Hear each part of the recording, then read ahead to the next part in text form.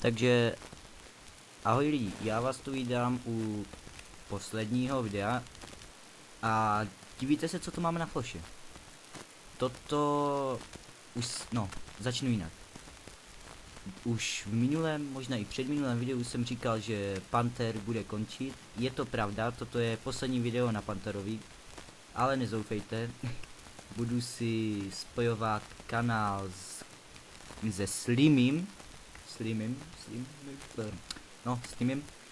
a budeme se jmenovat tak, jak to vlastně vidíte, vlastně Fail Brothers. Proč zrovna Fail Brothers? Protože nám prostě nic nejde, no, to je jedno. A vlastně toto video vzniklo jenom kvůli toho, aby jsem vás informoval, abyste se nedivili, že už netočím a takové věci. Takže koho to zajímá, tak se přejděte na Fail Brothers. Nevím, jestli ten kanál bude funkční, jak toto video vydám, ale do týdne by to mělo být určitě funkční a mělo by tam být taky do konce, do konce příštího týdne by tam určitě mělo být minimálně jedno video.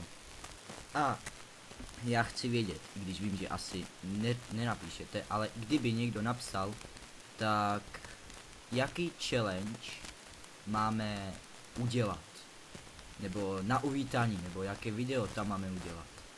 To je vlastně asi všechno, co jsem chtěl říct. A teda na Fail Brothers příště. Čau.